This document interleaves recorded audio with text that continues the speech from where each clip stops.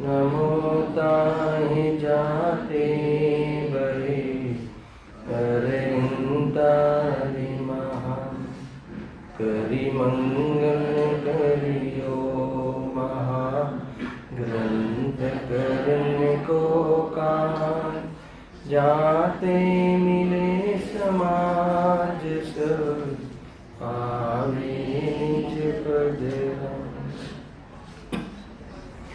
आत्म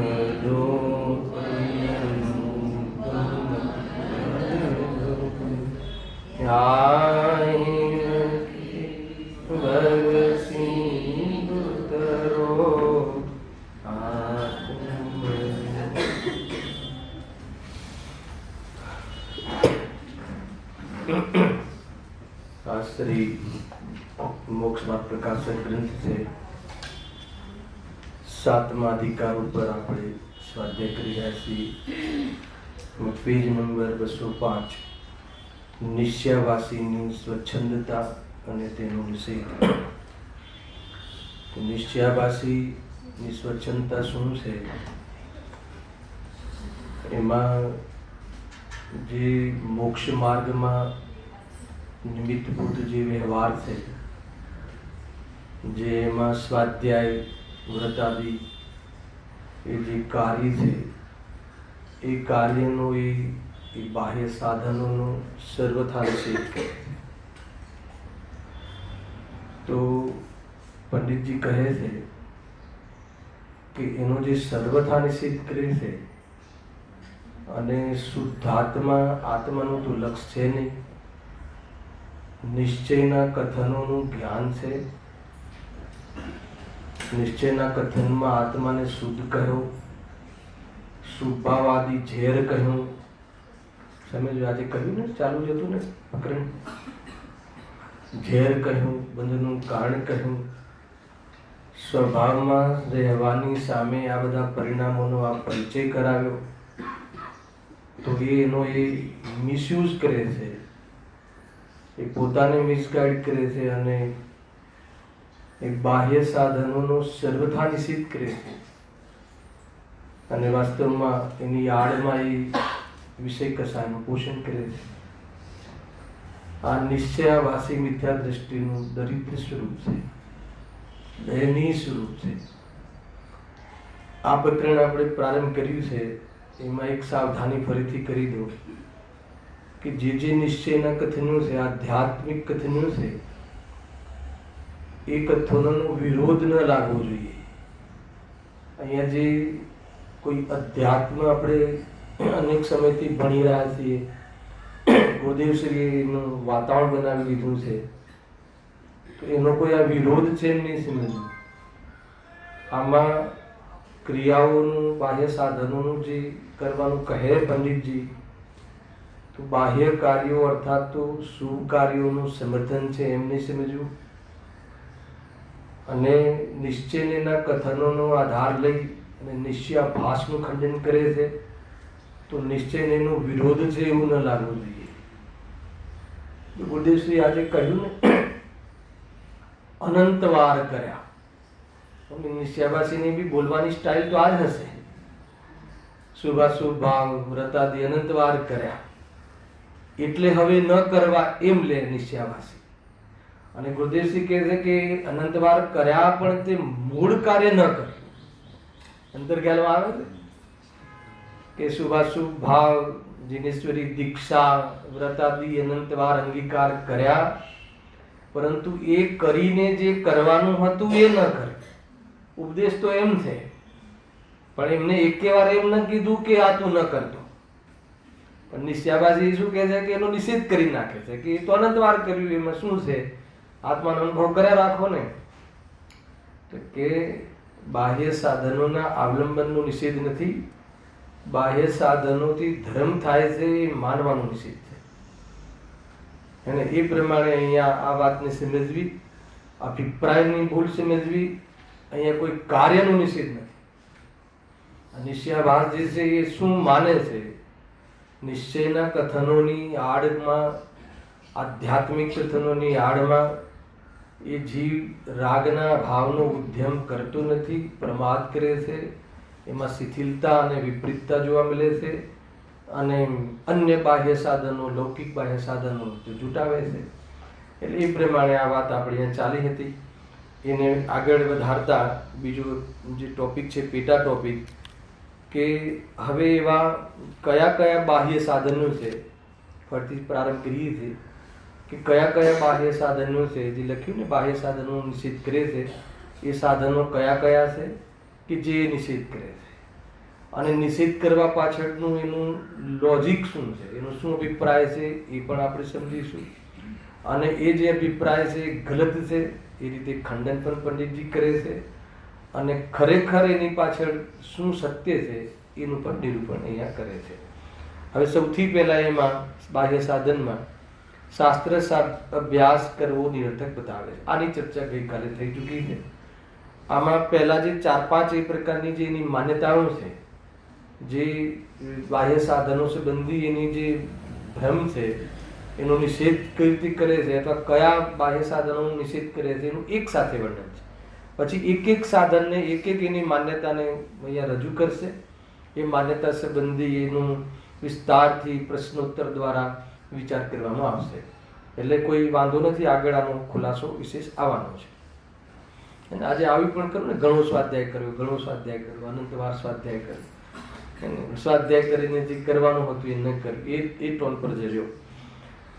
ગઈકાલે આપણે આની વાત કરી હતી કે શાસ્ત્ર અભ્યાસ કરવો નિરર્થક બતાવે છે.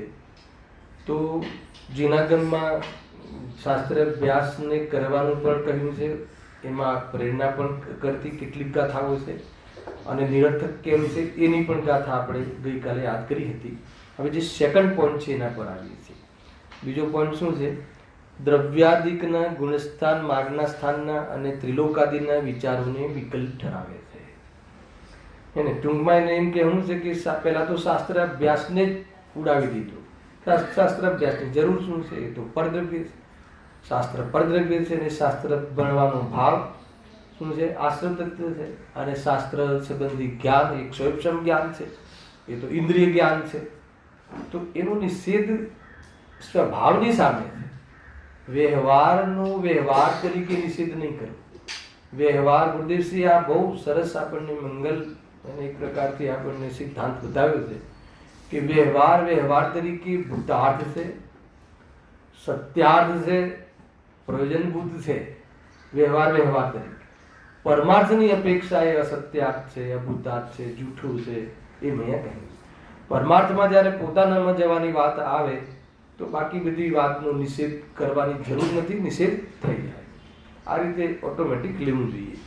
જો અહીંયા શું કહે છે, આમ એમ સમજવું કે શાસ્ત્ર અભ્યાસ કરવાનો જે નિરર્થક માન્યતા હતી, હવે થોડુંક ઢીલો પડીને શું કહે છે કે ભાઈ ચલો દ્રવ્યાનુયોગને આપણે જરા સુરક્ષિત રાખીએ, પણ આ બીજી બાજુમાં તો દ્રવ્યાદિકના એટલે દ્રવ્ય ગુણ પર્યાયના હે ને, દ્રવ્યાનુયોગમાં શુદ્ધનયની વાતનો વિકલ્પ એને વાંધો નથી, ધીરે ધીરે એના પર આવશે. ગુણસ્થાન, માર્ગના સ્થાન, ત્રિલોકાદિના વિચારો, એ તો બધા વિકલ્પ જાલ છે. બરાબર છે કે નહીં? વિકલ્પ જાલ છે કે નહીં? એ વાત સમજવા જેવી છે. અને કહેવામાં બી આવે છે કે બધી વિકલ્પ જાલ છે. તો 8મા અધિકાર પર આમાં બહુ વિશેષ ચર્ચા છે. ચારે અનુયોગની સાર્થકતા પંડિતજી કહી છે. ચારે અનુયોગ વિતરાગતા, એમાં એનું તાત્પર્ય વિતરાગતા છે. ચારે અનુયોગના માધ્યમથી સમીકરણ થઈ શકે છે. ઘણી બધી વાતો ત્યાં કહી પણ છે. અને ત્યાં વાસ્તવમાં ત્યાં તો દ્રવ્યાનુયોગનો પણ વિરોધ કરવામાં આવ્યો છે કે દ્રવ્યાનુયોગ વિકાંતથી વાંચે અને એમાં કોઈ જીવ સ્વચ્છંદ ગ્રહણ કરે તો એનો પણ ત્યાં બરાબર જવાબ આપ્યો છે. ખેર જ્યારે પ્રસંગ આવશે ત્યારે જોશું.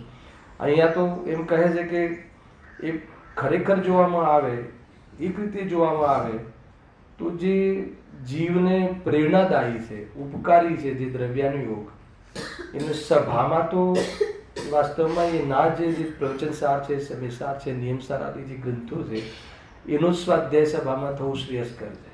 ના નથી, જરા પણ ના નથી, અને એ ઉત્તમ વાત છે. ખ્યાલ? પણ માની લો કે કોઈ જીવ એને લઈને આ ગુણસ્થાન આદિ જે કર્ણાનુયોગ આદિ જે ગ્રંથો છે એનો નિષેધ કરે હે ને, તો એ રોંગ છે, એ ખોટું છે. માની લો કે કોઈ જીવને એ પ્રમાણેનો ક્ષયક્ષમ ન હોય અને ન ભણી શકે તો કોઈ બહુ મોટો ગુનો નથી.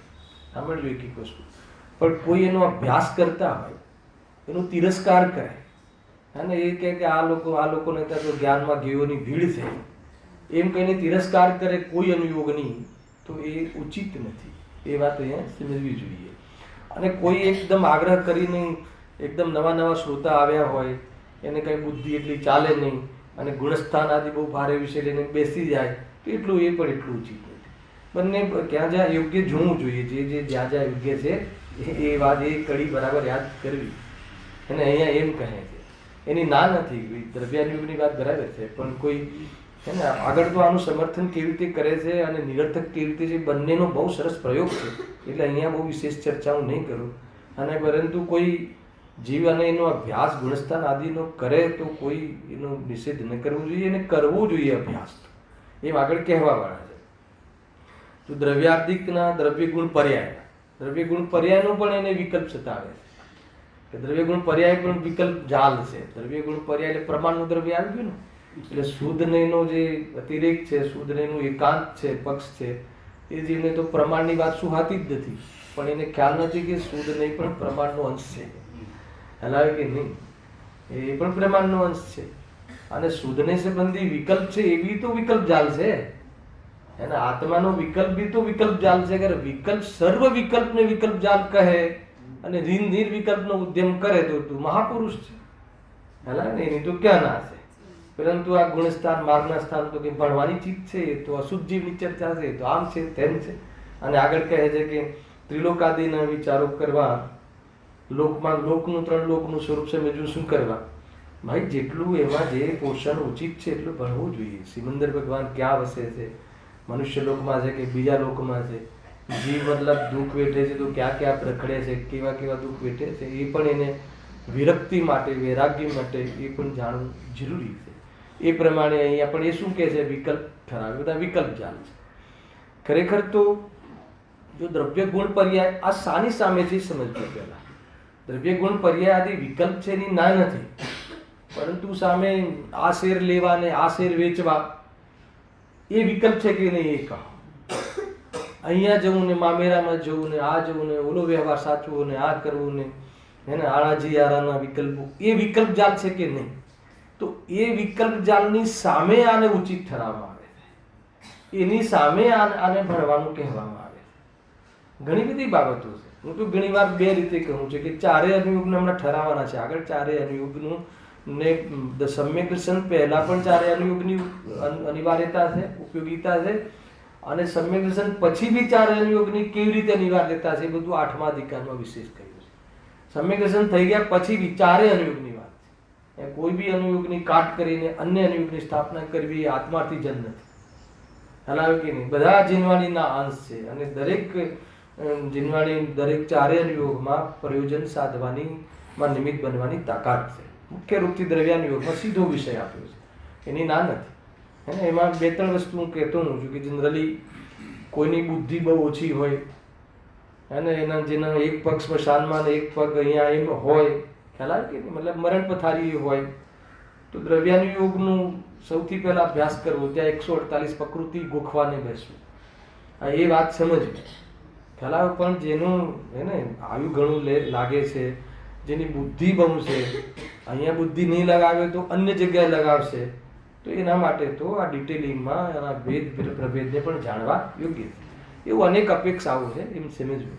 કારણ કે આજે જો તમને એવું લાગે ને, હમણાં ગુરુદેવસિંહે તો કહ્યું કે શુભાશુભ ભાવ ને બધા આનંદ વાક્ય કર્યા, અને તમે અહીંયા કહો છો કે વ્યવહાર સાધનનો નિષેધ કરે છે, મિથ્યાભાસી છે. તો વ્યવહાર સાધનનો નિષેધ ક્યાં કરવાનો છે? તો દ્રષ્ટિમાં. અને વ્યવહાર સાધન કરીને સંતુષ્ટ થઈ જાય એનો નિષેધ કરવાનો છે. ખ્યાલ, વ્યવહાર સાધન કરીને પરમાર્થ તરફ ન જાય એના માટે આ ટોન છે ગુરુદેવસિંહ. તો તમને લાગશે ને અધ્યાત્મમાં ગુરુદેવસિંહથી તો વિરોધવાદ ચાલે છે. આપણે ગુરુદેવસિંહ તો એ શીખવાડે છે. અચ્છા, શુભાશુભ ભાવ ઝેર છે કે શુભ ભાવ ઝેર છે? બંને કહ્યા કે નહીં કહ્યા? તો શુભાશુભ ભાવ ઝેર છે તો અમૃત ભાવ કયો છે? વિતરાગ ભાવ. તો વિતરાગ ભાવની સામે એ બધું ઝેર કહ્યું છે. તો વિતરાગ ભાવમાં જવા માટે વિતરાગ ભાવનો વિચાર જ કરતું નથી, ઉદ્યમ જ કરતું નથી, તો એના માટે પછી એકલું આ જ કરીને સંતુષ્ટ રહે છે. તો એના માટે એ દવા છે, એના માટે એ ટોન છે. એ રીતે એ વ્યવહારાભાષીમાં આવશે. અહીંયા નિશ્ચયાભાષીની વાત ચાલે છે. આગળ હવે તપસ્યા કરવાને વૃથા કલેશ કરવો માને છે. બરાબર છે કે નહીં? હા, એ શું કે તપ આદિ તો શું છે? ક્લેશ છે. અને અતપ આદિ ઈચ્છાની પૂર્તિ આદિ અમૃત છે. ઈચ્છાના નિરોધનું નામ તપ છે ને? હા, તો કે એ બધો ક્લેશ છે. અચ્છા, તપ તો અમૃત છે કે ક્લેશ છે? જે તપ તપે છે સંપૂર્ણ પાપોથી નિવૃત્ત થાય છે, વિરક્તિ હોય છે, અને જે કરવા લાયક ભાવ એ ભૂમિકામાં હોય છે એમાં બી ઉપયોગ બચાવીને વિશેષ એને પ્રતપન કરે છે, પરિણામોને વિશેષ તપાવે છે, શુદ્ધ કરે છે. તો એ તો બહુ ઊંચી વસ્તુ છે. એમાં ક્લેશ ક્યાં છે? નિદ્રા તત્વની ભૂલ બેઠી છે આમાં. એ તપાદીમાં જે એને ક્લેશ લાગે અને દુઃખ લાગે, તો એ જો દુઃખની આજે કહ્યું ને એ શુભ ભાવમાં પણ દુઃખ છે, એ શુદ્ધ ભાવની અપેક્ષા છે. ખ્યાલ આવ્યો? અગર જો વ્રતાદિમાં અને આજે તપસ્યા આદિમાં જો તને ક્લેશ લાગે છે તો અસંયમમાં શું છે? તું વ્રતાદિ છોડીને અવ્રતમાં જાય છે એની પ્રોબ્લેમ છે. વ્રતાદિ છોડીને તું વિતરાગતામાં જાય તો એ તો ક્રમ છે, પણ તું વ્રતાદિનો નિષેધ કરે છે અને સ્વરૂપમાં ક્યાં બેઠો છે? તો તું કરીશ શું? એ ટોનથી એ સમજાવવા આવે છે. ગજબસિંહભાઈ કે એક વાત ધ્યાનમાં રાખજો કે આપણને કોઈ વિશેષ તપ કે વિશેષ વ્રતાદિ આપણાથી નથી થઈ શકતા, એ મોક્ષ માર્ગમાં મોટો ગુનો નથી. તમે સમજો, આપણાથી નથી થઈ શકતા, કમજોરી છે, આપણે એ પ્રમાણેની પર્યાયની હાલ ક્ષમતા નથી તો નથી કરતા. ખ્યાલ આવે? પરંતુ માની લો કે કોઈ એના વગર કામ થઈ જશે એમે નથી ને એનાથી કામ થઈ જશે એમે નથી. આ બે વાતનો બરાબર ખ્યાલ રાખવો જોઈએ. ખ્યાલ આવે? કોઈ મુનિ દશા બાહ્યમાં ગ્રહણ ન કરે અને એના વગર મોક્ષે જાય એમ નથી. ખ્યાલ આવે ને? પરંતુ કોઈ મુનિ દશાથી એ મોક્ષ નથી, બાહ્યમાં નિર્બંધતાથી મોક્ષ નથી, તો કપડાં પહેરે મોક્ષ થઈ જશે એવું બી તો નથી ને. તો બંને વસ્તુ ક્યાં કેવી રીતે છે આપણે સમજવી જોઈએ. ખુલાસા આગળ ઓર બી છે. જો આગળ કહે ને વ્રતાદિ ધારણ કરવા તેને તો બંધનમાં પડવું ઠરાવે છે. કોઈને ખ્યાલ છે વ્રત એટલે શું અને વ્રત એટલે શું અને તપ એટલે શું? વ્રત એટલે પાપોથી વિરક્તિ, સંપૂર્ણ પાપોથી વિરક્તિ. આ જીવને પાપોથી વિરક્ત થવું આને બંધન લાગે છે, બોજો લાગે છે. આપણે લીધું છે ધર્મ બોજો લાગે છે, હે ને? એમને તો રિસ્ટ્રિક્શન લાગે છે. પાપોમાં છૂટ મળવી જોઈએ એને ફ્રીડમ સમજે છે. હાલાકી તમે દીકરાઓ દીકરીઓને તમે જે બી રિસ્ટ્રિક્શન શબ્દ વાપરે છે એ તમે શાના માટે વાપરે છે? કે તમે એને કોઈ અન્ય સાત વ્યસનોથી બચાવો, અન્ય પ્રકારના અશુભ ભાવોથી એને તમે બચાવો, તો એ બચાવ્યો કહેવાય કે બંધન કર્યું કહેવાય? સમજો શું કન્સેપ્ટ છે. 5 પાપોથી, સંપૂર્ણ પાપોથી વિરક્તિ એનું નામ વ્રત છે. એ મોક્ષ માર્ગમાં અનિવાર્ય છે. ખ્યાલ આવ્યો? અને તપ ઓપ્શનલ છે. હવે જે વિરક્તિ થયા પછી જે ભૂમિકામાં સુભાવ આદિ જે ભોજન આદિના ભાવ, ભક્ષ ભોજન આદિ રૂપ પરિણામ હોય છે એમાં પણ મર્યાદા લાવવી વિશેષ, એનું નામ તપ છે. ખ્યાલ આવે કે નહીં? એ રીતે વસ્તુ બનતી હોય છે. ઉપવાસ આદિ એટલે તપ કહ્યા છે, એ વ્રત નથી, તપ છે. એ રીતે આગળ શું કહે છે? જો વ્રતાદિ ધારણ કરવા તેને બંધનમાં પડવું ઠરાવે છે.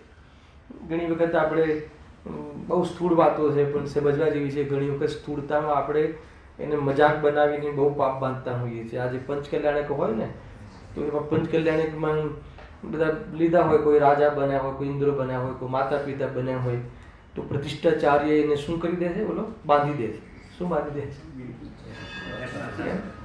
રક્ષાબંધન બાંધે છે. તેમાં શું બાંધે છે? એને બાંધી દે છે કે આજથી તમારે દુકાન જવાનું નહીં, આજથી તમારે આ ભોજન કરવાનું નહીં, આજથી તમારે સાથે રહેવાનું નહીં. આ બધું છે ને, તો એ શેઠિયાઓ શું કે તમે તમને આ બાંધીને એને બંધનમાં નાખી દીધા. બહુ બંધન થઈ ગયું ને, રિસ્ટ્રિક્શન આવી ગયું ને, તો મને વિકલ્પ આ બધું મનોવિજ્ઞાન છે. મને એ બતાવો કે કદાચ આ મર્યાદા નથી કરતો જીવ, તો એ ક્યાં બંધાયેલો હશે? તો એ જ્યાં બંધાયેલો હશે ત્યાં મુક્ત છે, તો એ તો બીજી દિશામાં છે ને. તો પછી એને બંધન કેમ લાગે છે? જો વિતરાગતાની સામે બંધન લાગવું એ તો ઉચિત છે. આ બધા પરાશ્રિત ભાવ છે. ના નથી, વ્રતાદી છે, આ જે બધા પરાશ્રિત ભાવ છે, મન આકોટતા રૂપ દુઃખ પણ છે, એ બધી જ વાત બરાબર છે. પણ અવ્રત જે છે એ કયું સ્વાશ્રિત ભાવ છે? તું આ છોડીને અવ્રત રૂપ તું જીવન જીવે છે, હે ને? કેમ કે તું તને નિશ્ચયના વિષયોની, ભાઈ આત્મામાં તો વ્રતાદી તો છે જ નહીં, વ્રતાદી મોક્ષ માર્ગ છે જ નહીં, અને ભાઈ વ્યવહાર મોક્ષ માર્ગ છે, પરમાર્થી મોક્ષ માર્ગ છે જ નહીં, એમ કરીને તું એનાથી વંચિત રહે છે. અરે જ્ઞાનીઓને, ભરતજી જેવા મહાપુરુષોને, એમને અસંયમનું ઘણું દુઃખ હોય છે. જ્યારે બી અસંયમમાં હતા ને ચતુર્ગુણ સ્થાનમાં, તો એનું ઘણું દુઃખ હતું. વ્રતાદિની ભાવના બાતા હતા. વ્રતાદિની ભાવના ભાવ એટલે શું જીતું ભાઈ, ખ્યાલ છે કોઈને? તો કથન શું કહેવામાં આવે છે ને સમજવું શું? તમને એવું લાગતું હશે કે ગુરુદેવસિંહ તો વ્રતાદિને ઝેર કહે છે, ને તમે અહીંયા બેસીને એટલે પંડિત ટોડરમલજીની ઓરથી તમે કહો છો કે વ્રતાદિની ભાવના ભાવવી જોઈએ. તો બંનેમાં વિરોધ લાગતો હોય તો સમજી લો કે એને જીનવાણી સમજવા નથી આવતી. અરે વ્રતાદિ એટલે મહાવ્રત જે ધારે છે એને 3 ચોકડી કસાયના અભાવની વિતરાગતા છે. તો એ વિતરાગતા તરફ એનું ધ્યાન છે. એ મહાવ્રતીને એટલી વિતરાગતા હોય છે આત્મદ્રષ્ટિપૂર્વક, તો એની ભાવના છે. અને એટલી એ રીતે બહારમાંથી નિવૃત્ત થઈને સ્વરૂપની લીનતાનો પુરુષાર્થ કરવાની અંદરમાં ભાવના જાગૃત થાય છે. એને કથનમાં એમ કહેવાય કે હું મહાવ્રતને ધારણ ક્યારે કરીશ. કોઈ માત્ર એકાંતે મહાવ્રત ધારણ કરીને બાહ્ય પ્રવૃત્તિમાં રાખીને કોઈ મોક્ષ માર્ગનો પુરુષાર્થની કોઈ પ્રેરણા નથી. આ વાત સમજવું જોઈએ. એ રીતે જો હા ક્યાં આવ્યું હતું? હા, શાસ્ત્ર વડે હા હા લઈએ છીએ. ક્યાં આવે? પેજ કયું હતું? હા, ચોથું, વ્રતાદી ધારણ કરતા તેને બંધનમાં પડવું ઠરાવે છે. બરાબર છે. જો બંધનમાં પડવું ઠરાવે છે ને જૂઠું શું છે? હમણાં સાંભળ્યું શાસ્ત્રમાં બતાવો, વ્રતાદિથી બંધન થાય કે મુક્તિ મળે? બોલો, વ્રતાદિ એ બંધનનો ભાવ છે કે મુક્તિનો ભાવ? બંધનનો ભાવ છે. તો ખોટું શું કહે છે આ વ્યક્તિ? પણ હજુ છેલ્લી લીટીમાં એનો સરવાળો છે. એ છેલ્લી લીટી વાંચી લો જોડે એટલે તમને. ઇત્યાદિ સર્વ સાધવોને ઉઠાવી પ્રમાદી બની પરિણમે છે. આ સરવાળો. વ્રતાદિ બંધન છે એમ કહીને શાસ્ત્રનું કથન છે, એનો આધાર લઈને વિતરાગી થવાને બદલે, સ્વરૂપમાં લીનતા થવાને બદલે શું કરે છે? પ્રમાદી થઈ અને પાપોમાં પરિણમે છે, અર્થાત તો પાપ પ્રવૃત્તિમાં રહે છે. એ વાસ્તવમાં નિશ્ચયવાસ છે. પ્રમાદી રહેવું એ પણ પાપ નથી, સમજી લો. બહુ મોટો ગુનો નથી, સાંભળજો. પણ જીનવાણીનો આધાર લઈ અને પ્રમાદી બનવું એની વાત અહીંયા.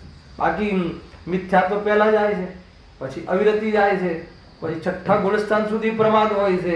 એટલે પ્રમાદ તો પોતપોતાના ગુણસ્થાન અનુસાર 6ઠ્ઠા ગુણસ્થાન સુધી પ્રમાદ કહે, 6 ગુણસ્થાન પ્રમાદ ના.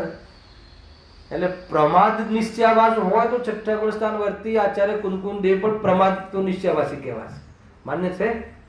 તો એકલો પ્રમાદ, માત્ર પ્રમાદ નહીં, પણ જીનવાણીનું માધ્યમ લેવું. વ્રતાદિને શું માનવા? બંધનું કાળ માનવું. એનો નિષેધ નથી, પણ બંધનું કાળ માની અને એ વ્યવહારનો નિષેધ કરી અને એ પ્રમાણે એનું અંગીકાર ન કરી અને અવ્રતરૂપ રહેવું અને અવ્રતરૂપ જીવનની ઝંખના રાખવી, એનું નામ વાસ્તવમાં નિશ્ચયવાસી. આ તો અભિપ્રાયના ભૂલની છે. અસંયમ જીવન જીવે એ પણ નિશ્ચયવાસી નથી. ખ્યાલ આવે કે નહીં? વ્રતાદી રૂપ જીવન જીવે એવી વ્યવહારાવાસી નથી. તો કોણ છે? તો કે એમાં માને છે શું? અભિપ્રાય શું છે? કે વ્રતાદિને બંધન ઠરાવે છે, વ્રતાદિને જડની ક્રિયા ઠરાવે છે. અચ્છા, એ ઠરાવીને શું કરવા? તમને ખ્યાલ છે જે બહારમાં જે વ્રતાદિ અને એ બધું કેમ ઓછું થઈ ગયું? એને પહેલાના કરતા કેમ ઓછું થયું? પહેલા કરતા હતા, અભિપ્રાય તો ખોટો જ હતો, પણ હવે ઓછું થઈ ગયું. એનું કારણ શું છે? માનો કે તમને 10 લક્ષણ કરવામાં પ્રભુલાલ કોઈ કહે કે ઉપવાસ કરો ને પહેલો, તો તમારે કઈ રીતે વિચારવું જોઈએ? એક તો ઉપવાસ કરો, ખ્યાલ નહીં, અમે તો સાંભળ્યું છે કે આત્માની સમીપ વસ્તુ એ જ ઉપવાસ છે. ભોજન ન કરવાથી ને કરવાથી સંબંધ શું છે? તો કે એ રીતે વાત ઉતારી પાડવાની વાત નથી આ. તો કે ક્યાંય ને ક્યાંય નિશ્ચયાભાસનું અનુસંધાનમાં ચાલે.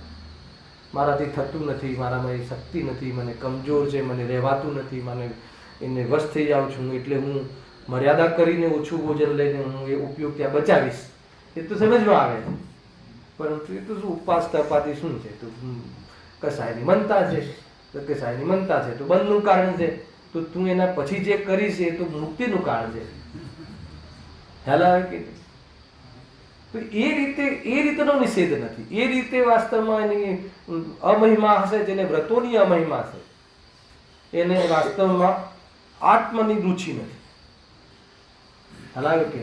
અને વ્રતોમાં એકાંતે ધર્મ માને છે, એને પણ આત્માની રુચિ નથી. આ બંને હોવું જોઈએ. કોઈ વ્રત કરે તો એને ક્રિયાકાંડી ઘોષિત નહીં કરી દેવું. અને આપણી અંદરમાં યોગ્યતા નથી એ વાત જુદી છે, પરંતુ કોઈ કરે તો વ્રતને લઈને એનો તિરસ્કાર નહીં કરે. તો બાળ વ્રત છે, સમ્યક દર્શન તો છે નહીં. તમને ખબર છે એને સમ્યક દર્શન નથી?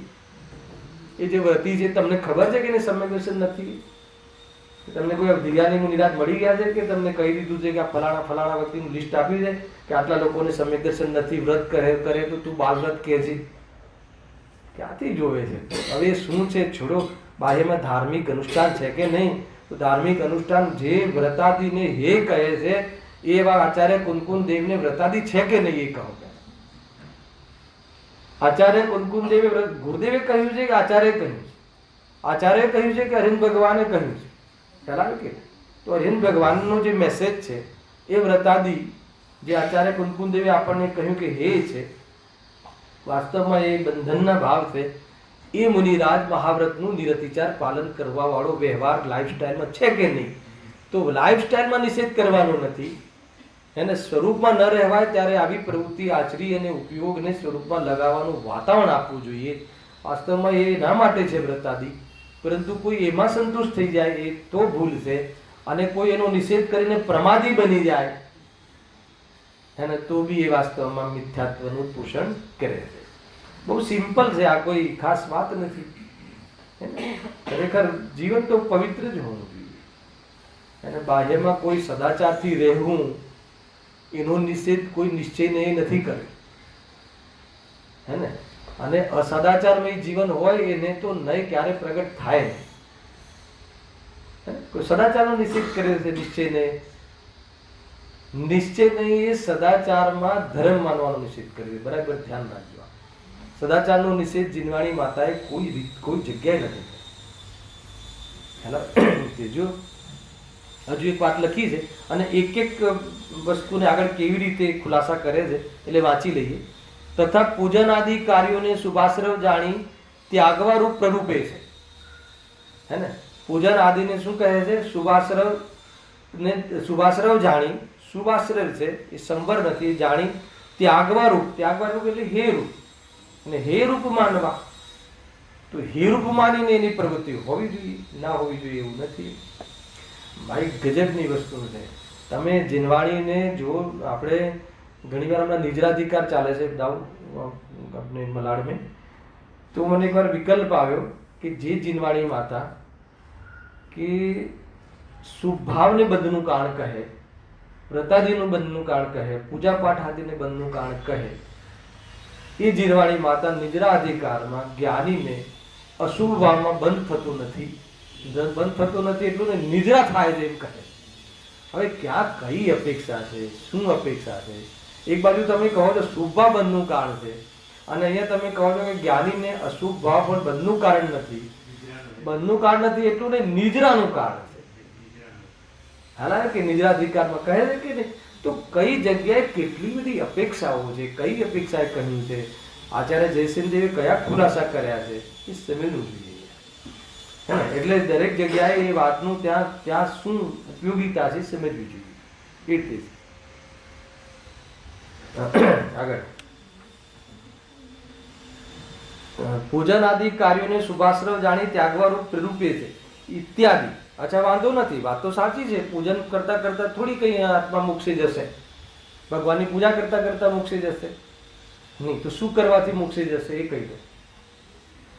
પૂજા કરતા કરતા આજ સુધી કોઈને મોક્ષ ગયો નથી, કોઈને મોક્ષ થયું નથી, એકદમ 100% વાત છે. તો પછી શું કરવાથી મોક્ષે જવાય છે એ ખબર હોય. તો સ્વરૂપમાં લીન થવાથી મોક્ષે જવાય છે. તો એની સામે આનો નિષેધ કર તો તું મહાપુરુષ છે. પરંતુ અહીંયા શું લખ્યું? ઇત્યાદિ સર્વ સાધન. આ બધા કયા સાધન હતા? બાહ્ય સાધન. ગજબ છે. જે સાધનોનો નિષેધ કરવામાં આવે છે એ સાધનોનો ઉપયોગ, એ સાધનોનું અવલંબન જ્ઞાનીઓને જોવા મળે છે. જોવા મળે છે કે નથી મળતું? તો એ ત્યાં વિરોધ કેમ નથી લાગતો? પછી જે ચીજનો મતલબ કે નિષેધ કર્યો, અધ્યાત્મમાં નિશ્ચય નહીં અને નિષેધ કર્યો, દ્રષ્ટિમાં નિષેધ કરવાની વાત કરી, એમાં માન્યતામાં, અભિપ્રાયમાં એને પોતાનો સ્વભાવ માનવાનો નિષેધ કર્યો, એ તો બહુ પરમ પવિત્ર વાત છે. પરંતુ એના જીવનમાં, એની દિનચર્યામાં, એની લાઈફસ્ટાઈલમાં અગર જો એ સાધનોનો નિષેધ કરે છે તો પછી એ ક્યાં જશે એ બતાવો. એ ક્યાં જશે એ બતાવો. એ તો કેટલી વાર મારા જીવનમાં સ્વાધ્યાયમાં શરૂઆતમાં ખબર પડ્યા પછી, થોડો ખ્યાલ આવ્યા પછી સૌથી પહેલા અર્પિત મને એ વિચાર આવ્યો હતો કે માની લો કે આપણને સમ્યક દર્શન થઈ ગયા છે. અમે 4થી 5મી વાર કહું છું. માની લો કે આપણને આત્મદ્રષ્ટિ થઈ ગઈ, ત્રિકાલી ધ્રુવ ભગવાન આત્માની દ્રષ્ટિ થઈ ગઈ. એના પછી વોટ નેક્સ્ટ? સમ્યક દર્શન થઈ ગયું પછી આત્માનો અનુભવ કરતા રહેજો, અને રાને જેટલો કસાયની રાગ છે એનો ભાવનો કોઈ ઉદ્યમ નહીં કરતા, એવું કઈ છે? અરે જે પણ કાર્ય, જેને આત્મદર્શન થઈ ગયું એવા મહાપુરુષોને ભલે એનો કેટલો કાળ અસહ્યમાં ગયો, પરંતુ જ્યારે બી એમને જ્યારે મોક્ષ માર્ગમાં પ્રસ્થાન કરી અને મુક્તિને પ્રાપ્ત થયા, તેમને સંયમ અંગીકાર કર્યું કે ન કર્યું, અને સંયમ અંગીકાર કરીને એ વાતાવરણમાં શુદ્ધોપયોગનો પુરુષાર્થ કર્યો કે ન કર્યો, અને શુદ્ધોપયોગમાં સ્વરૂપની લીનતા વધારીને ઉત્કૃષ્ટ અંતર મુહૂર્ત કાળમાં સ્વરૂપમાં લીન થઈને અર્યન પદને પામ્યા કે ન પામ્યા. તો આ બધી બાબતો છે કે નથી? તો શું કરવું? અભ્યાસ રાખવો. અને બહારમાં માની લો કે તમે ચરણાન યોગ આદિનો અભ્યાસ કરવો જોઈએ. આગળ ઘણી રીતે એની પ્રેરણા આપી છે ને, એની ચર્ચા વિશેષ આવવા વાળી. જો હવે જો આમાં એક બહુ જોરદાર વાત કહે છે, એનો સામેનો પક્ષ મૂકે છે પંડિતજી. જો શાસ્ત્ર અભ્યાસ નિરર્થક હોય, નિરર્થક કહ્યું ને એને, સાંભળો, એમને જ લખ્યું છે પંડિતજી, આપણે કોઈ જગ્યાએ પોતાની વાત કહેવાની જરૂર નથી. હોય તો મુનિઓને પણ ધ્યાન અધ્યયન એ બે જ કાર્ય મુખ્ય છે. શું કહ્યું? થોડુંક અવાજ, એક પોઈન્ટ સ્ટ્રેસ પડે. શું કહ્યું જીતુભાઈ? કે જો તમે એમ કહો કે સર્વથા નિરર્થક જ હોય શાસ્ત્ર અભ્યાસ, તો પછી મુનિઓને પણ બે જ કાર્ય છે. કયા બે કાર્ય છે? ધ્યાન અને અધ્યયન. સ્વરૂપમાં લીન થવું, સ્વરૂપમાં લીનતાનો પુરુષાર્થ ન લાગે તો અધ્યયન કરવું, શાસ્ત્ર અભ્યાસ કરવું. એ સિવાય બીજું કોઈ કાર્ય જ નથી. જો એ બે જ કાર્ય મુખ્ય છે. ધ્યાનમાં ઉપયોગ ન જોડાય ત્યારે અધ્યયનમાં જ ઉપયોગ નહીં લગાવે છે. ત્યારે સ્વરૂપમાં ન રહેવાય તો ક્યાં ઉપયોગ લગાવે? અધ્યયનમાં, શાસ્ત્ર સ્વાધ્યાયમાં. એના માધ્યમથી તો પછી સ્વરૂપમાં જવાનો પુરુષાર્થ તરફ વિચાર કરે અને પુરુષાર્થ કરે તો પાછા શુદ્ધ ઉપયોગમાં જાય. બે તો કાર્ય છે, જ્ઞાન અને ધ્યાન. હે ને? શાસ્ત્ર જ્ઞાન, આત્મજ્ઞાન તો છે જ, પણ આત્મજ્ઞાન પછી આત્મધ્યાન મુખ્ય છે, સ્વરૂપમાં લીનતા મુખ્ય છે. પણ લીન ન રહે તો શું કરે? અધ્યયન કરે. શાસ્ત્ર અધ્યયન આદિ એટલે જે બી પૂજન પાઠ આદિ જે બી, એ બધું અધ્યયનમાં લઈ લીધું. આગળ શું કહે? પણ વચમાં અન્ય ઠેકાણે ઉપયોગ લગાવવા યોગ્ય નથી. મુનિરાજોની મુખ્યતાથી કહ્યું છે. અન્ય જગ્યા એટલે શું? આમાં બહુ ખતરનાક વાત કરી ને, કે મુનિરાજને અન્ય જગ્યાએ ઉપયોગ ન લગાવવો જોઈએ. અરે ન લગાવવો જોઈએ શું? એમને અન્ય ઉપયોગ લગાવવાની કશાય જ નથી. અને અન્ય જગ્યાએ ઉપયોગ લગાવવાની પ્રવૃત્તિ દેખાય તો એ મુનિ હોય જ ના શકે. અન્ય જગ્યાએ ખ્યાલ સમાજના ઉત્કર્ષ માટે, લૌકિક કાર્યના વિકાસ માટે, મંદિરના વિકાસ માટે ઉપયોગ લગાવવાનો પરિણામ મુનિરાજને હોય જ ના શકે. ક્યારે બી એમ ના કહે કે તમે શેઠિયાઓને બોલાવો ને દાન રાશિ લઈ આવો ને, ક્યારે ના કહે. એટલે ગુરુદેવસિંહ જેવા મતલબ કે શ્રાવક જીવનમાં એમને કોઈ દિવસ એવી પ્રેરણા નથી આપી, કહ્યું નથી. હાલાકી નહીં, આ તો ઉત્કૃષ્ટ વિતરાગતાને પ્રાપ્ત છે. અને કેમ ન લગાવે? કેમ કે એક તો પેલા એ પ્રકારની કશાય નથી, અને બીજું કે એમાં કશાય કેમ નથી? કેમ કે એ સંબંધી પરિણામોમાં એમના પ્રયોજનની સિદ્ધિ થતી નથી. એમને જે પ્રયોજન, કયું પ્રયોજન છે? મુક્તિને પ્રાપ્ત થવું, સ્વરૂપમાં રમી જવું, એ પ્રયોજનની સિદ્ધિ સમાજને બહારમાં મંદિર આદિમાં બનાવવાના ની પ્રેરણા આપી આપીને ઇન્વોલ્વ થઈને એનાથી કોઈ પ્રયોજનની સિદ્ધિ થતી નથી. જે મતલબ કે પોઝિટિવ કાર્યો છે ધર્મ માટે, એ સંબંધી બી ઉપયોગ લગાવો એ અન્ય ઉપયોગ છે. નેગેટિવની વાતો, વિરોધ કરવાની વાતો છોડો, એ તો મતલબ જ નથી. હાલા પણ જે પોઝિટિવ જે કાર્યો છે ધર્મ માટે, એમાં બી ઉપયોગ લગાવતા નથી. તો પછી ક્યાં લગાવે છે? એમના રાગની કાર્યસીમા ક્યાં સુધી છે?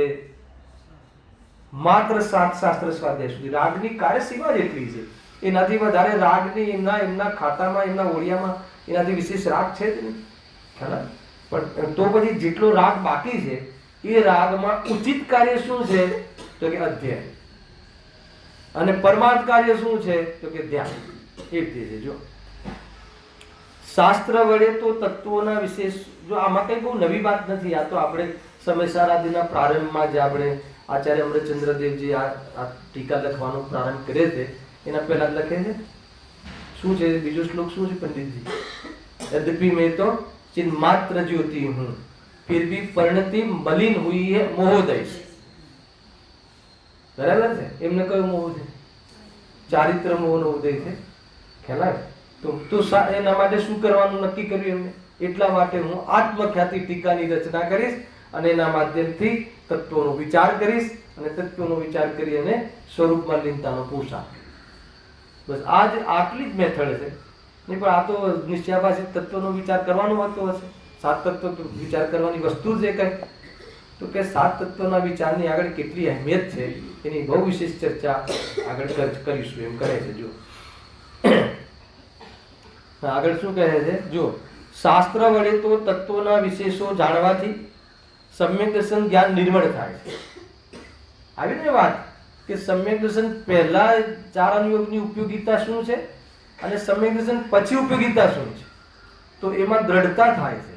અને જે બાકી રહેલી વિતરાગતા છે, ભાવિ વિતરાગતા, એના પુરુષાર્થ કરવાનું વાતાવરણ બને છે, માનસિક વાતાવરણ બને છે. પરિણામો એ પ્રમાણેની પરત તૈયાર થાય છે. કે સ્વાધ્યાયના માધ્યમથી, તત્વ અભ્યાસના માધ્યમથી અને જીનવાડીએ કહેલા તત્વબોધ દ્વારા પરિણામો મૃદુ થાય છે. અને મૃદુ પરિણામમાં ભેદ જ્ઞાનની શક્તિ ખીલે છે. અને એમાં ભેદ જ્ઞાનની શક્તિ ખીલે છે, એના અનુસાર જો એ પુરુષાર્થ કરે છે, ત્યાં ઉપયોગ ત્યાં રમાડે છે, તો કહે છે કે એની કાર્યની સિદ્ધિ થાય. હાલાવે કે નહીં? આ છે, આ સામાન્ય કથનો કર્યા છે, વિશેષ કથનો હવે કરશે. જો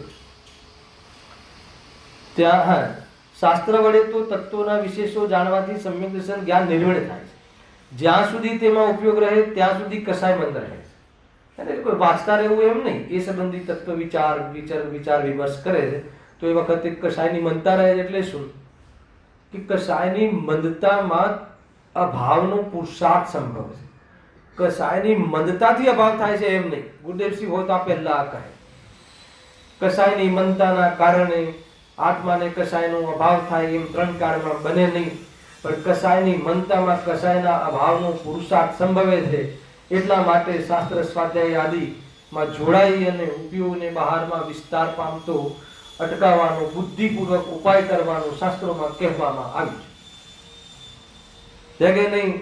આ રીતે કહેવામાં આવે ને એ રીતે જો આ લખ્યું, જ્યાં સુધી તેમાં ઉપયોગ રહે ત્યાં સુધી કશાય મંદ રહે છે અને ભાવિ વિતરાગ ભાવોની વૃદ્ધિ થાય છે ને. તો એવા કાર્યોને નિરર્થક કેમ મને? તું શાસ્ત્ર સ્વાધ્યાયને નિરર્થક કેમ કહે છે? શાસ્ત્ર સ્વાધ્યાય તો જેને જે પદ્મનંદી પંચવિંશતિકામાં જે એને વ્યભિચારણી કહ્યું, શાસ્ત્રમાં બુદ્ધિ જાય છે, એ જ મુનિરાજ કરે છે. શું? ધ્યાન અને અધ્યયન કરે છે. અને શાસ્ત્ર દ્વારા તો તમને કહ્યું છે. हाँ हाँ वही तो कैसे लिखी? તો ખ્યાલ, અને એનો પણ જવાબ આપ્યો છે, ચિંતા નહીં કરો. આજે 20 મિનિટમાં આપણે કવર કરીશું, ત્યાં સુધી જશું તો આવે છે એનો જવાબ. પણ હવે થોડોક ઢીલો પડે છે, અને પછી એના તરફથી પ્રશ્ન મૂક્યો છે શ્રોતાના તરફથી. બહુ જોરદાર પ્રશ્ન છે. જૈન શાસ્ત્રોમાં અધ્યાત્મ ઉપદેશ છે તેનો અભ્યાસ કરવો, બરાબર છે. આ બીજી વાત છે ને, એ અન્ય શાસ્ત્રોના અભ્યાસથી કઈ સિદ્ધિ થતી નથી. બહુ જોરદાર છે. આપેલી છે ને વાત, બીજી વાત બી છે કે ભાઈ તમે શાસ્ત્રનો અભ્યાસ કરવાનું કહો છો, એકવાર તમારી વાત માની લઈએ, પણ અમે તો અધ્યાત્મ શાસ્ત્રોનો અભ્યાસ કરીશું, બાકીના શાસ્ત્રોનો અભ્યાસ નહીં કરીએ. શું સુંદર જવાબ આપે છે જુઓ. જો તારી દૃષ્ટિ સાચી થઈ છે તો બધાએ જૈન શાસ્ત્રો કાર્યકારી. હેલો, જો તને કોઈ શાસ્ત્ર ની ઉપયોગિતા ના ભાસે, કોઈ શાસ્ત્ર, અન્ય શાસ્ત્ર અધ્યાત્મ સિવાય બાકીના શાસ્ત્રોની તને ઉપયોગિતા ન ભાસે, તો તું કોનો નિષેધ કરે છે તને ખબર છે? હેલા કે નહીં? એ પણ આચાર્યો લખ્યું છે, અને તને એ ઉપયોગિતા ન ભાસે તો કહે છે કે આગળ તો કહે છે, ગુરુદેવશ્રી બહુ સુંદર વાત કરે છે આના પ્રવચનોમાં, કે તને આત્માની રુચિ નથી, તને વ્રત તપની વાત બોરિંગ લાગતી હોય તો તને આત્માની રુચિ નથી. આવા બોરિંગ શબ્દ તો હું કહું છું, પણ એવો ભાવ હતો.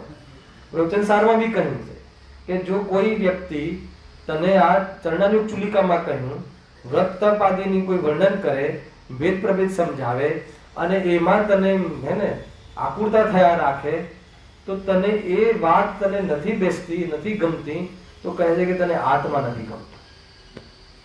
આ રીતે કઈ એ રીતે છે. કેમ કે આત્મા ગમે એને, આત્મા જેને પ્રાપ્ત કર્યો છે એની બધી વાતો ગમવી જોઈએ. એ અહીંયા લોજિક આપશે.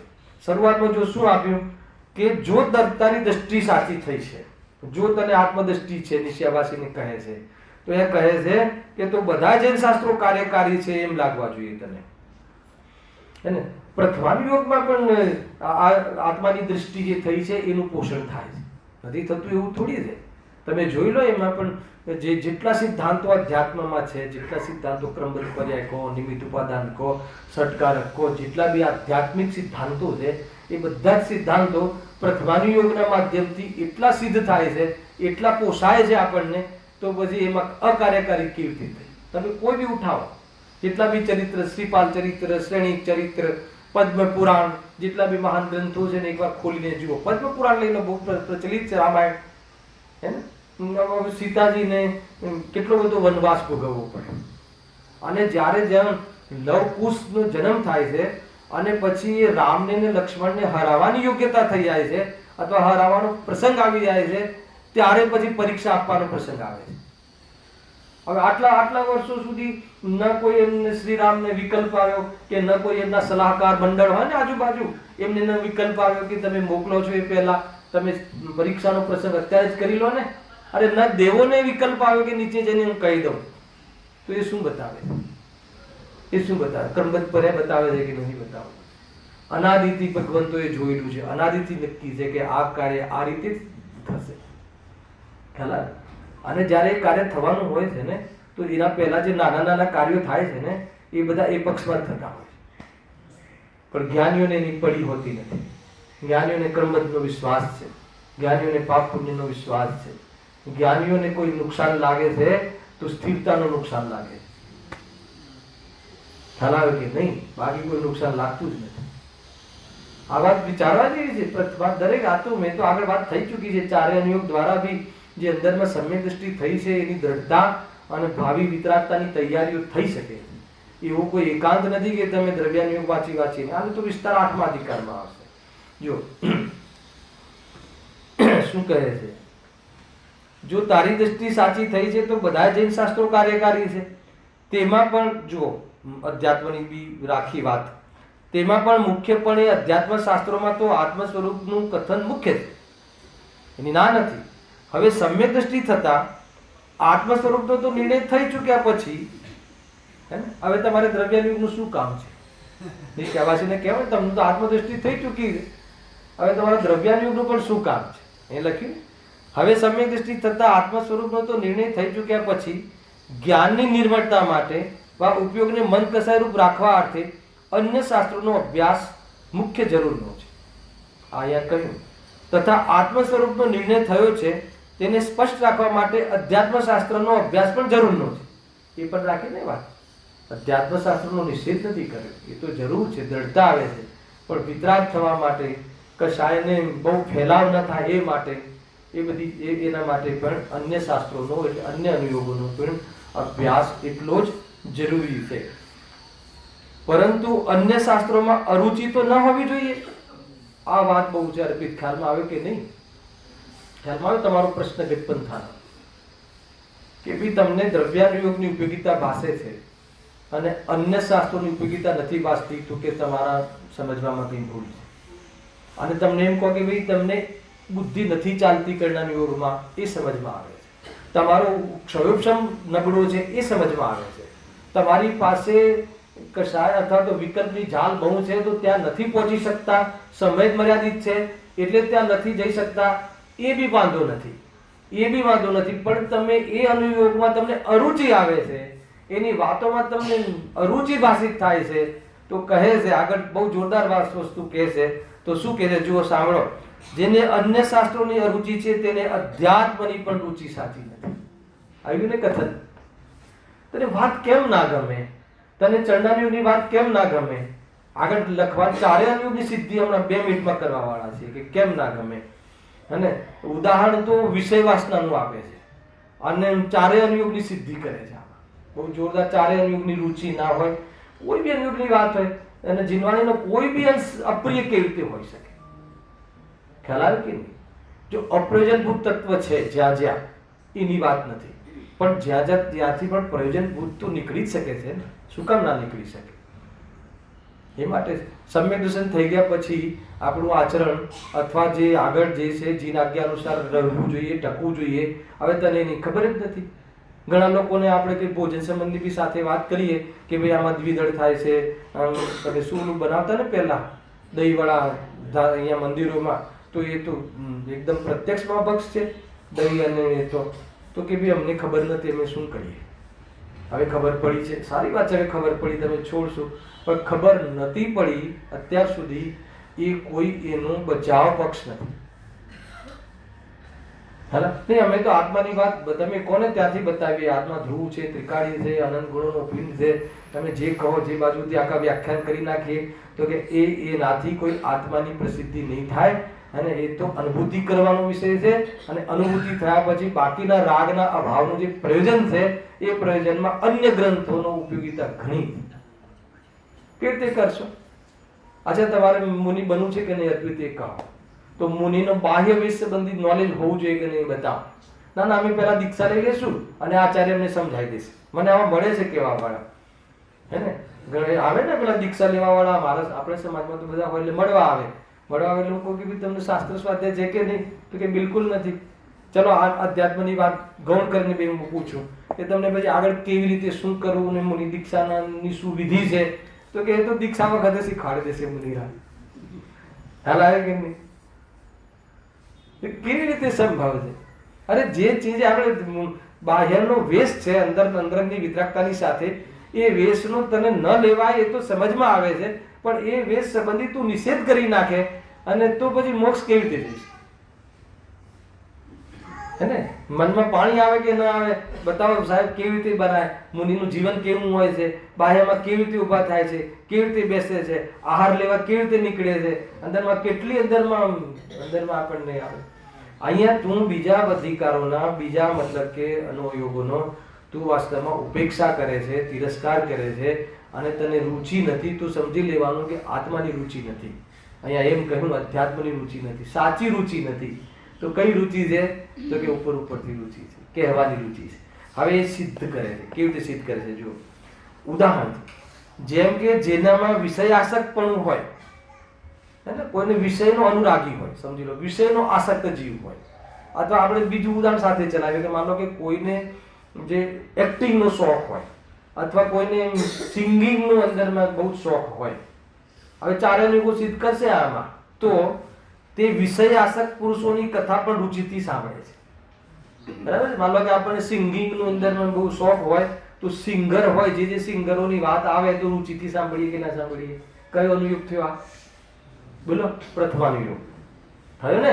આપણને વિષયની આસક્તિ છે તો વિષય આસક્તમાં જે લીડિંગ છે એ લોકોની વાતો સાંભળવી ગમે કે ના ગમે, એના જીવન ચરિત્ર સાંભળવું ગમે કે ના ગમે, ખ્યાલ આવે કે નહીં. આપણને ક્રિકેટનો શોખ હોય તો ક્રિકેટમાં જે આગળ પડતો હોય વ્યક્તિની જીવનચર્યાનું આપણે સાંભળવું ગમે કે ના ગમે, હે ને. તો એ કહે છે, એ આવ્યું અહીંયા પ્રથમાનું યોગ. પછી વિષયના વિશેષોને પણ જાણે છે, ખ્યાલ. હવે જે સિંગિંગ છે તો એ સિંગિંગની જે બી રાગના ભેદ આટલા છે ને આ છે ને સાદુલ વિકૃતિ ને આ ને તે ને એ બધા વિશેષો છે, એ વિશેષો જાણવામાં રસ પડે કે ના પડે. સિંગિંગ ગમે એને એના ભેદોમાં રસ પડે કે ના પડે. તો આ કયો યોગ આવ્યો? કર્ણનો યોગ આવ્યો, ખ્યાલ આવે. એ રીતે છે. અને વિષય આચરણમાં જે સાધનો હોય તેને પણ હિતરૂપ જાણે કે ના જાણે. મતલબ જે સિંગિંગનો શોખ હોય તો પછી એ જે સિંગર હોય એનું જે આચરણ હોય કે આટલું જ લે, ગરમ પાણી જ લે, આ ના લે, આમ ન કરે. અચ્છા, એનાથી સિંગિંગથી શું મતલબ છે? હલાવે કે નહીં. પણ એ આચરણ જે છે, એ આચરણ જે બાહ્ય આચરણ છે, શું ખોરાક લે છે, શું નથી લેતો, કેવી રીતે છે, શું છે, કેવી રીતે ગળાની જે ભાષા બોલે છે, કેટલા વજનથી બોલે છે, શું છે, એ બધું આચરણ જે છે એ આચરણમાં રસ પડે કે ના પડે. એ કયો અનુયોગ આવ્યો? છે કે નહીં? તથા વિષયના સ્વરૂપને પણ ઓળખે, દ્રવ્યાનુયોગ, અને એના સ્વરૂપને પણ જાણે, એમ અહીંયા કહ્યું. તેમ જેને આત્મરુચિ થઈ હોય, સાંભળજો, તે આત્મરુચિના ધારક તીર્થંકરાદિના પુરાણને પણ જાણે. પુરાણમાં શું વાંચવું છે? એ તો પરદ્રવ્ય છે અને તીર્થંકર પરદ્રવ્ય છે. અરે એના સ્વરૂપ જ્યારે આપણે એ માર્ગમાં જવું છે તો એ માર્ગમાં જે ગયા છે એમના જીવનનું, એમાં કેવી રીતે એમને વૈરાગ્ય આવ્યું, શું થયું, એ બધું જાણવાની જિજ્ઞાસા થાય કે ના થાય. અરે એ તો ઠીક છે, 10 ભાવોનું વર્ણન પ્રથમ યુગમાં હોય છે, તો આગળના ભાવોમાં કેટલું કેવી રીતે નીચલી ભૂમિકામાં, ખોટી ભૂમિકામાં હતા અને આવી ભૂમિકા છોડીને આ ભૂમિકા પ્રગટ કરી શક્યા, તો એ રીતે બી આપણે પ્રેરણા લઈ શકીએ કે ના લઈ શકીએ. તો એ બી આપણે અંદરમાં આત્મરુચિને કેળવાય છે કે નથી કેળવાતી. આત્મની રુચિ માટે તૈયારીઓમાં એ ગ્રંથ બી આપણને નિમિત્ત બને કે ના બને? બને. પ્રથમ જો બુદ્ધિ ન ચાલે એ વાત જુદી છે. વારંવાર કહું છું કે તમારી પાસે જીવન થોડું બચ્યું હોય અને એમાં તમે આ કટોતી કરો એ બરાબર છે, પણ અરુચિ બતાવો તમે. અરે કોની અરુચિ બતાવે છે? જે માર્ગે જવું છે ને જે બન્યા છે એની વાતમાં તો અરુચિ બતાવે છે. અથવા તને સ્વરૂપમાં જવાની ઉતાવળ તાલાવેલી લાગી હોય ને પુરુષાર્થ જાગ્યો હોય તો બુદ્ધિપૂર્વક હટવાની વાત નથી, તો અબુદ્ધિપૂર્વક હટવાનો જ છે. ખ્યાલ કે નહીં? તમે વાંચતા વાંચતા ઉપયોગ સ્વરૂપના વિચારે ચડી ગયો, સ્વરૂપના વિચારે ચડતા એ સ્વરૂપના વિચારો સંબંધી બી તમને ઉપયોગ ત્યાં ન ઠર્યો અને સ્વરૂપમાં લાગી ગયો, તો એ કોઈ એનો તિરસ્કાર નથી. હા, ખ્યાલ આવે ને? એ તો શુભ ભાવનો વિધિવત ત્યાગ છે. હા, વિધિપૂર્વક નિષેધ છે એનો. એકલી વિધિ એ ના હોય ને એકલો નિષેધ એ ના હોય. વિધિ નિષેધ એ શુદ્ધ પર્યાયનો વ્યવહાર છે. ખ્યાલ આવે કે નહીં? કાંઈ નથી એમ થોડી છે. જો આગળ શું આવ્યું? વિષયના, હા એ થઈ ગયું ને. હવે આપણે મૂળમાં આવીએ છીએ, ઘટાવ્યું છે. જેને આત્મરુચિ થઈ હોય તે આત્મરુચિના ધારક તીર્થંકર આદિના પુરાણને પણ જાણે. બીજું, આત્માના વિશેષો જાણવા માટે ગુણસ્થાનાદિકને પણ જાણે. આવ્યું ને? આત્માના વિશેષો છે, ગુણસ્થાન, માર્ગના સ્થાન, જીવસ્થાન, જીવ સમાસ, એ બધું શું છે આપણે ચલાવ્યું ને શનિવારના ક્લાસોમાં, તો એને પણ જાણે. શું કામ જાણે? ખ્યાલ આવે કે નહીં? તો એ જાણે, એ જાણવાથી ખરેખર એને પોતાનું મૂલ્યાંકન કરવાની ખબર પડે. મૂળ વાત તો એ છે. બીજાના મૂલ્યાંકન કરવાની વાત નથી. કાલે બી બતાવ્યું હતું કે એનાથી ગુણસ્થાન આદિનું જો જ્ઞાન હોય તો એને બાહ્યથી મૂલ્યાંકન કરવાની વિધિ ખબર પડે અને પોતે ક્યાં ઊભો છે એની ખબર પડે અને પુરુષાર્થ કરવા માટે પ્રેરાય. આ રીતે છે. ઘણી વાર છે, માની લો કે ગઈકાલે જે કહ્યું હતું થોડું વધારું છે વિષયને, કે કોઈના જીવનમાં કોઈ પાપ પ્રવૃત્તિ દેખાય, હે ને, અને આપણને ચોથા ગુણસ્થાનની ખબર હોય કે ચોથા ગુણસ્થાનમાં આ પ્રવૃત્તિ હોવા છતાં આત્મદૃષ્ટિ હોઈ શકે છે, તો આપણે એને પાપ પ્રવૃત્તિથી જોવાની દૃષ્ટિ ન રાખવી. હવે એને શું છે એ જાણે, પણ એને આત્મદર્શનની યોગ્યતા પણ છે ને આત્મદર્શન પણ હોઈ શકે છે એમ સમજીને આપણે દ્વેષ બુદ્ધિથી દૂર રહેવું. આ તો લાભ થાય કે ના થાય? આપણે તો આપણા પરિણામો બચાવવા છે. ખ્યાલ? અને માની લો કે આપણને કોઈ અશુભ ભાવ આવી જાય એવો, જનરલી જો ઘણી વખત કેવું થતું હોય છે કે તમે સ્વાધ્યાયમાં લાગેલા રહો છો, એકદમ પૂરી તાકાતથી આવી જાઓ છો, ધંધો બંધો એક વખત તમે એ વખત નોર્મલ થઈ ગયા, ત્યાં એક બધું ઓછું કરી નાખી, છોડી દીધું, આ બધું થઈ ગયું, અને પછી તમને વળી પાછું આમાં મન ચોટતું નથી અને ઓલા ભાવ વળી આવી જાય છે.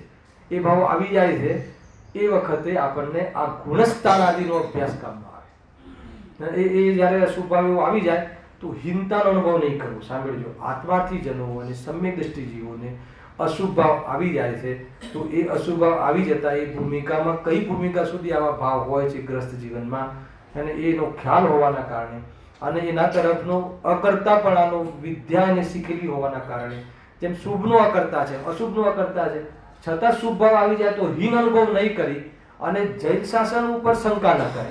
એ હોવા છતાં અંદરમાં એને એવી જાતિની તાકાત આવે. માનો કે તમને કોઈ ખોટો ભાવ આવી ગયો, ભોગના ભાવ આવી ગયા, 5 દિનના વિષયોના ભાવ આવી ગયા, તો એ કોઈ ધર્મ છોડી ન દે. ધ્યાન રાખજો, આ કોઈ પોષણની વાત નથી. ખ્યાલ આવ્યો? એનાથી ડરે નહીં. શું કામ ના ડરે? કેમ કે એને ગુણસ્થાનની ખબર છે. બીજું શું કામ ના ડરે? કેમ કે એને દ્રવ્યાનુયોગની ઓરથી પણ વિશ્વસની ખબર છે, અને અંદરમાં એ બળ છે આત્માર્થીપણાની. જ્ઞાનીની વાત નથી કરતો કે આવા છતાં પણ હું મારું કાર્ય કરીને જ રહીશ, હું ફસાવાનો નથી. તો આ ભાવ આવે તો પણ એ ભાવને લઈને હું મારું કાર્ય રોકીશ નહીં. તો જીવને આ બધી ખબર ના હોય તો શું કરે? ડિપ્રેશનમાં આવી જાય છે, વળી પાછું શું કરવું શું ના કરવું, અને અંદરમાં બહુ દુખી થઈ જાય છે.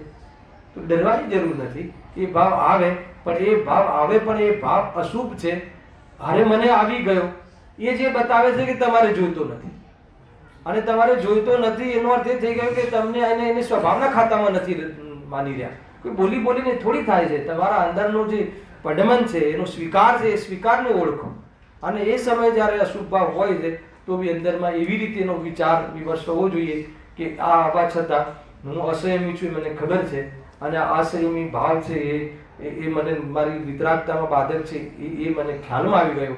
અને એ રીતે એ સંબંધી એનો પક્ષ નહીં લઈને પોતાના કાર્ય પર શંકા ન કરવી, વેદ જ્ઞાન પર શંકા ન કરવી, વેદ જ્ઞાનનું કામ બંધ નહીં કરી દેવું, વેદ જ્ઞાનનું પોષણ છે અટકાવી નહીં દેવું. એવી જાતિનું જે અંદરમાં લાભ છે એ આ માર્ગના સ્થાન આદિ જે છે એ જાણીને આપણને આત્મની રુચિ માટે એ વાસ્તવમાં નિમિત્ત બને છે. જો આત્મરુચિના ધારક આત્માના વિશેષો જાણવા માટે ગુણસ્થાન આદિને પણ જાણે, બરાબર છે, એ વાત આવી ગઈ.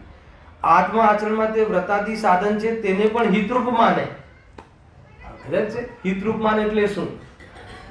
હિતરૂપ માને એનો અર્થ એ છે કે ધર્મ થાય એમ માને એમ નહીં. એ પણ વ્રતાદી પણ સીધી કશાયનો અભાવ થવાની તાકાત નથી, એટલે એને મર્યાદામાં લાવવું, એકદેશ ત્યાગ કરવો અને સ્વરૂપના માટે સ્વરૂપને અંદરમાં પ્રગટ કરવા અર્થે એ પ્રયોજનથી એનાથી બુદ્ધિપૂર્વક વિરક્ત રહેવું, એમાં આપણું આત્માના હિત જણાય છે, એમાં આત્માના હિતનું કાર્ય થઈ શકે છે. એના માટે ચરણાની યુગથી શીખવું જોઈએ કઈ ભૂમિકામાં કયું હોય છે અને હું કઈ ભૂમિકામાં ઊભો છું, અને એનો અભ્યાસ કરવો જોઈએ. વ્રતાદીનો અભ્યાસ વૃત્તિ તો હોવા જોઈએ. પછી એ બાલ વ્રત છે કે સુવ્રત છે એ તરફ દ્રષ્ટિ નહીં રાખ. તમારે વ્રતાદી વગર, અને એના વ્રતાદી તો અનિવાર્ય છે. 28 ગુણનું પાલન, 13 પ્રકારના ચારિત્ર, બાહ્ય ચારિત્ર, એ બધું છે કે નહીં? એના વગર મુક્તિનો માર્ગ ત્યાંથી જ આગળ જાય છે. એટલા માટે એનો અભ્યાસ હોવો જોઈએ, એની જાણકારી હોવી જોઈએ, એના અભ્યાસ રીતે આપણા જીવનમાં એનો અંગીકાર હોવો જોઈએ, અંશે પણ એ રીતે કરવું જોઈએ.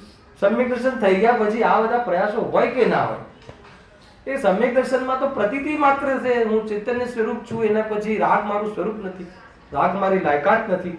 પરંતુ આ રાગ જે આવે છે એને ભાવ કરવાની વિશેષતાઓ કઈ છે? તો કે આ બાહ્યના અને અનુયોગનો આધાર અને એના અનુસાર બાહ્ય જીવન, બાહ્ય સાધન તારે કરવા પડશે, પણ એમાં સંતુષ્ટ નહીં થઈ જતો.